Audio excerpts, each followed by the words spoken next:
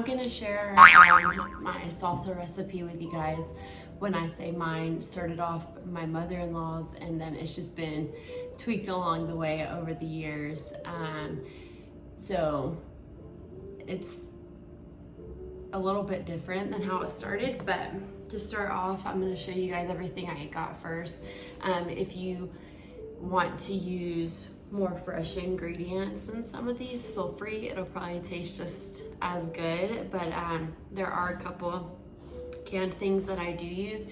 I use fire roasted tomatoes from the can, and these are from Aldi. If you have an Aldi, they're really good, or Walmart has a really good fire roasted tomato canned, and it's their brand and it's really good. They're the two that I have found that I enjoy the most, so that's what I get. I'm gonna double the recipe because I'm making salsa to take to my mom's for dinner tonight. So I'm using 2 cans, and typically if I'm just making this for my family at home, I just use 1 can, but I'm going to do 2. And so we have those.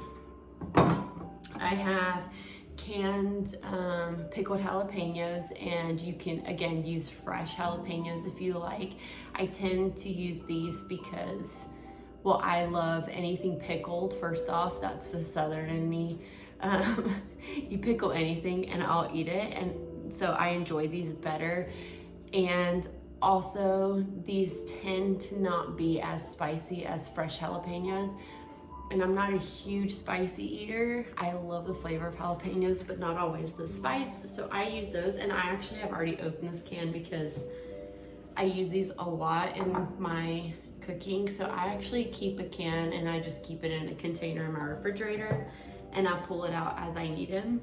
And then I have 2 bunches of cilantro. 1 might be fine, but I typically use almost a whole bunch when I do 1 portion. So since I'm doubling it, I have 2 just in case.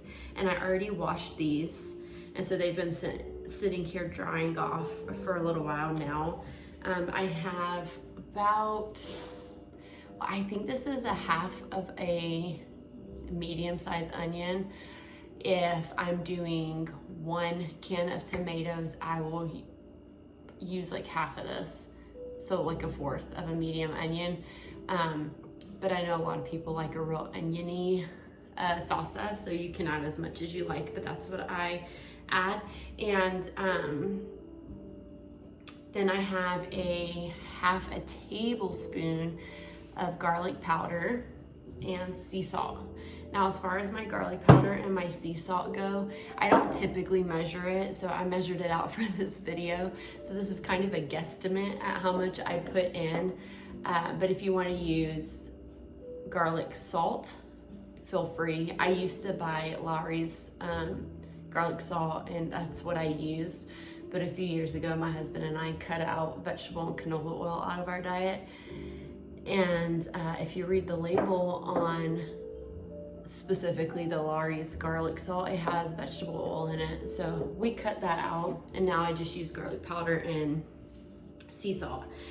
And then typically I use a fresh lime, but I forgot to pick one up when I was at the grocery store. So I had this in my refrigerator, so I'm just gonna add a little bit of lemon juice. But if I am using a fresh lime, for 1 can, I typically squeeze in half of a fresh lime. So for 2 cans, I would kind of taste test it because you don't want it to be too much lime, but you could probably go close to a whole lime squeezed in.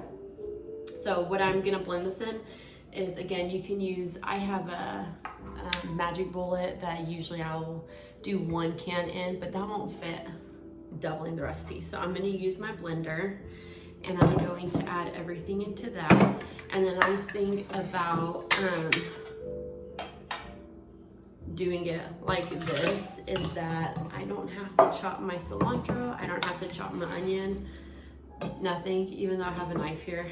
I gotta cut off my ends, but you can just throw everything in the blender. And so that makes things really easy. Well, I guess I do use my knife because I take the seeds out of my jalapeños, but I mean, I know most people like spicy salsa, so I'm probably the minority. So I take the seeds out, but feel free to keep them in. I'm gonna start off with one bunch of cilantro, and then I'm gonna taste test it. And if it needs more, I will add more. And again, like the onion and cilantro, you can add as many pickled jalapeños as you want. I'm gonna start off with 3. Typically I'll use 2 when I'm doing 1 can of tomatoes, but since, again, I'm doubling it, I'm gonna use 3. And like I said, I'm going to take the seeds out. This is my little trash can. Because in a second, I'm going to make potato enchiladas. So I'm gonna use my cutting board for that. So I'm gonna try to not make it too messy, so I ain't gotta clean it up too much.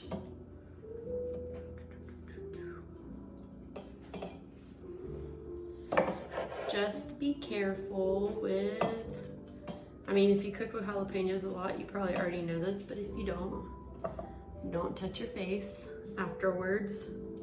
I have done that a number of times, and I cook with jalapenos often, and I have still rubbed my eyes. And in fact, I'm gonna tell you a funny story. It's not really mine to tell, but I don't think my sister will mind. So I have 2 sisters, and I wasn't even there for it, but my oldest sister, Jessica, was cutting jalapenos, and I might mess up the story a little bit, but she was chopping jalapenos. She rubbed her eyes afterwards, and of course they were burning, and so she's like in the sink, she's trying to get the burning to go away, and it won't. So my other sister, Destiny, her and my brother-in-law, Donnie, were at their house at the time. She told Destiny to get the milk and pour it in her eye, because her theory was, they say to drink milk when you eat something spicy, so if it's burning your eye, then surely it'll take away the burn. So Jessica's leaning over the sink while my other sister is pouring milk over her face, over her eyes, to see if the burning would go away. And I don't think it did. I think it was still burning. So I think that story is hilarious when they told me that. Me telling that. Next I'm going to put in my garlic powder and my salt, and I'm not measuring this out. Probably, I don't know, a teaspoon or so. And again, I blend and I taste test, so you can always add more. And then my lemon, if you don't have a fresh lime, I'm gonna eyeball that too. But if you're using a fresh lime, then it's going to be a half a lime, typically, in half of this, or a whole lime, whichever. So I'm gonna blend this up. My blender over here.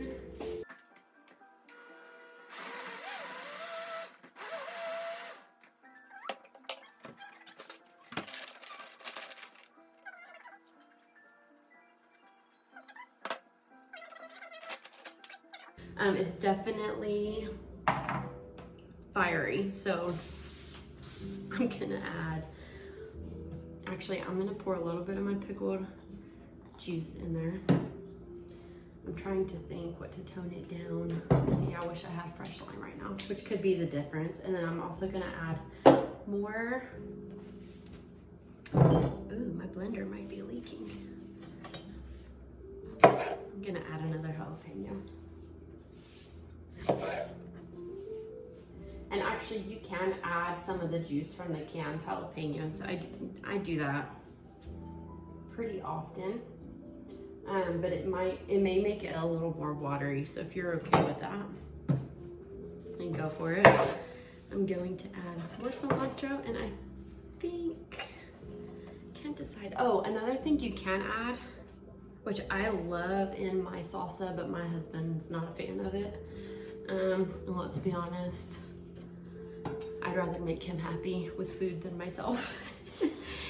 Is you can chop up green onion and add the green onion to it as well.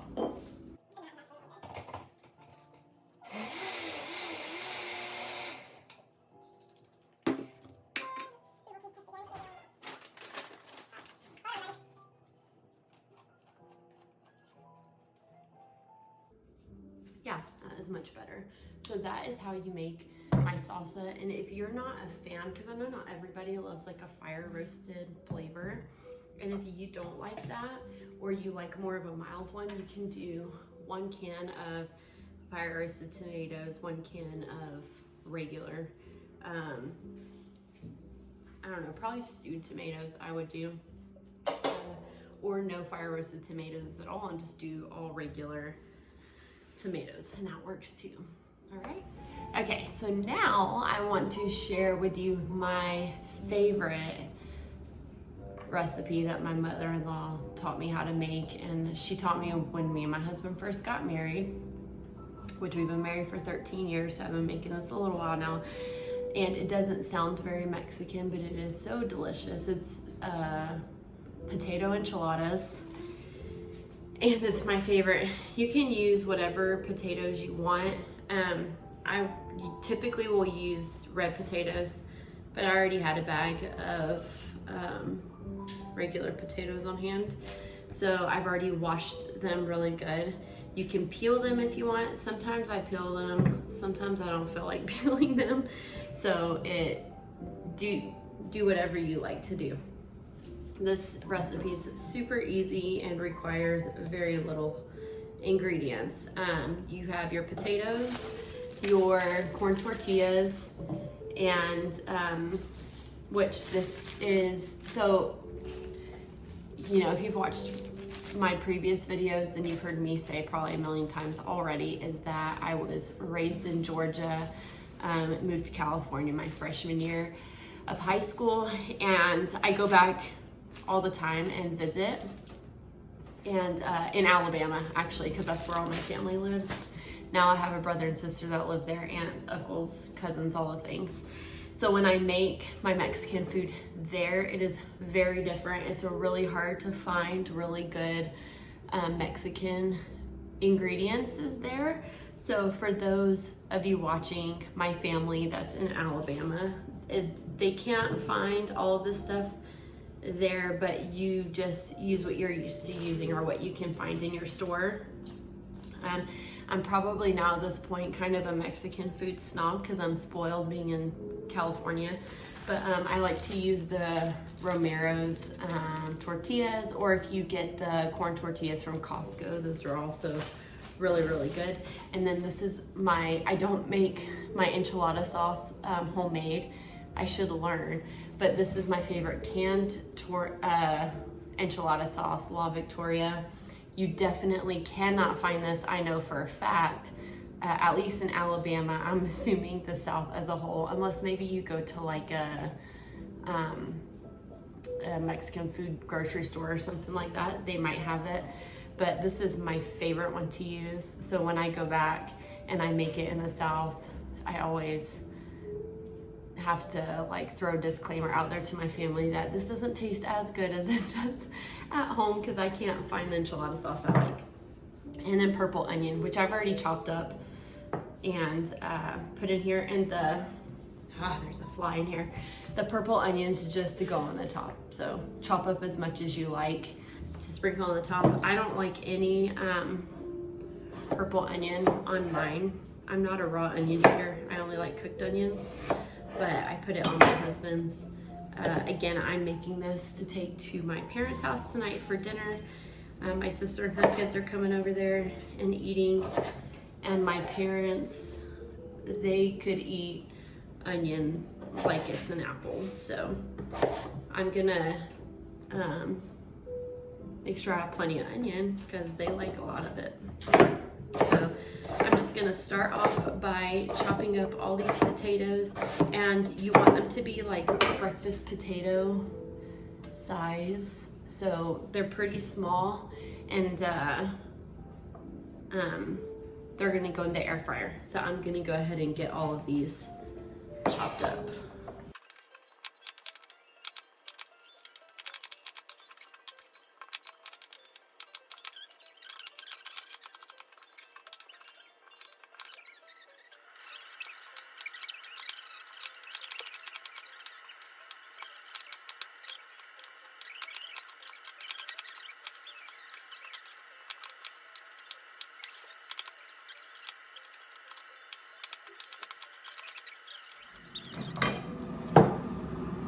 Okay, now we're done chopping the potatoes, so I'm gonna go ahead. There's a fly in my house. Anyway, I'm gonna go ahead and throw these into the air fryer. Okay, so I'm gonna bring y'all over here. I got a mess in my house, don't worry about that. We're going to just throw these tomatoes in here. I've already put that in stored it in a container. I'm going to put potatoes in my air fryer, and then we will cook those on 390 degrees for 12 to 15 minutes until they are fork tender. I'm gonna spray them down with some avocado oil once they're in there and salt them, and then stick them in and let them cook. Okay, so I'm going to spray down my griddle. Usually you would take like a pan and put canola oil or vegetable oil in it and fry your tortillas in it first, but I don't do mine like that. Like I said, we try not to eat those oils. So I just take my griddle, I heat it up pretty hot. It's on like medium low heat, but I started it out on medium and then reduced the heat. I'm going to spray it super good with my avocado oil, and then we're gonna toast the tortillas on there, and then we are going to dip them into our enchilada sauce that I just have in a bowl here, and then we're going to layer them in our dish and put potatoes in them, roll them up. You'll see how I do it.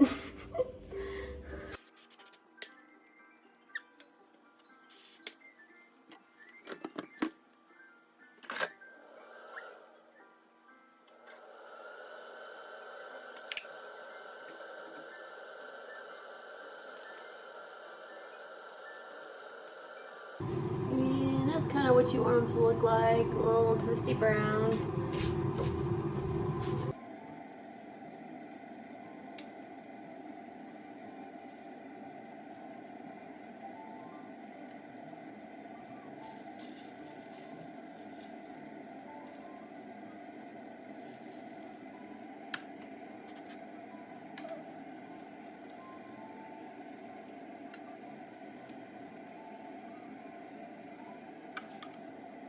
Got my potatoes.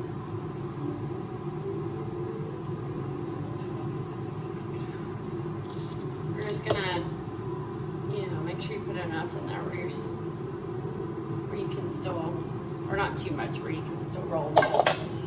And this is very messy.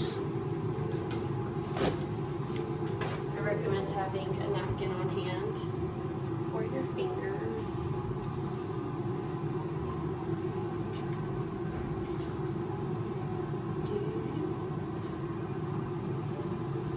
And they don't have to be pretty because cheese is going to get thrown all over them. So you could also do this in like a casserole. That's how I do my regular enchiladas, but it may be more difficult for the potatoes because I feel like when you serve it, they're probably going to fall all over the place. So it'll probably stay better if you roll them. But hey, it'll be your enchiladas, so you can do it however you want. I know that potato enchilada sounds really, really weird. Trust me.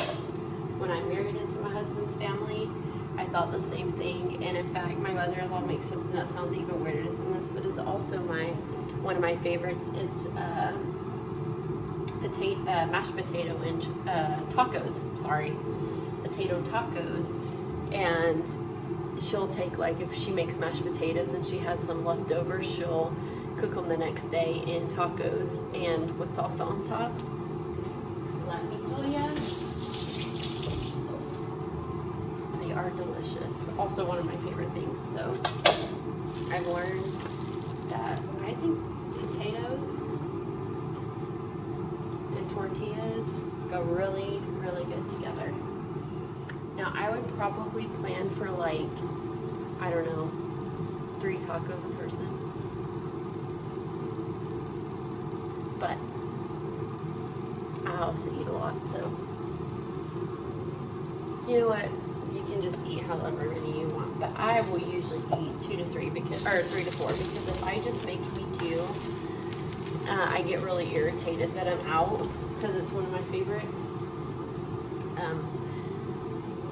So I try to, you know, make me at least 3. And by the way, you eat scrambled eggs on top of these. It's so good.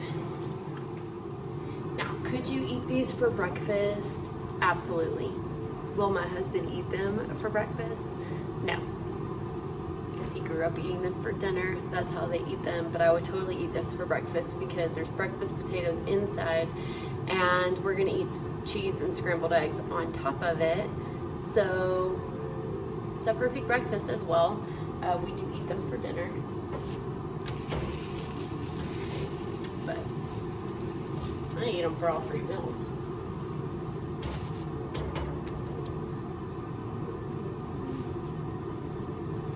Kind of getting over the toastiness, so just speed this along. Okay, now we're done assembling them. I mean, this is only one of 2 pans that I'm going to be doing, but this is it.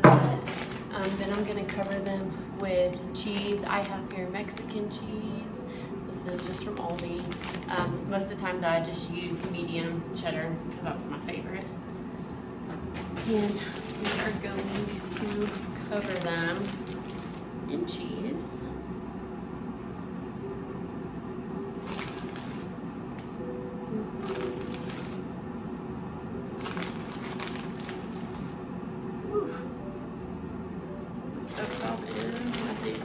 Squeeze like one more enchilada in there. I'm gonna do that. I have like a straggler over there, so I'm just gonna squeeze that in while I'm at it.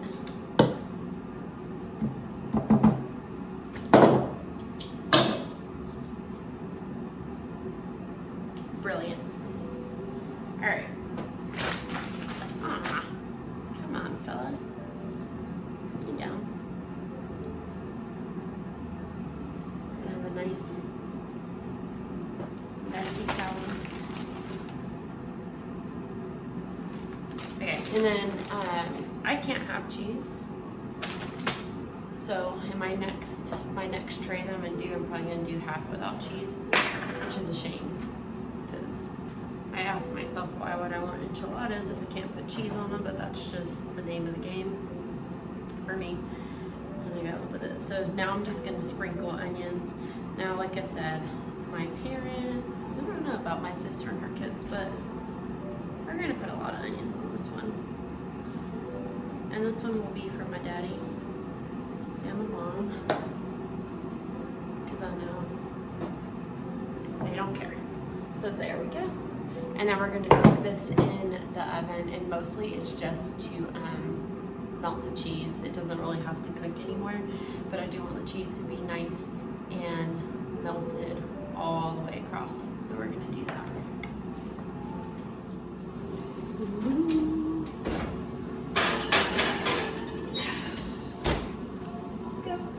I don't know.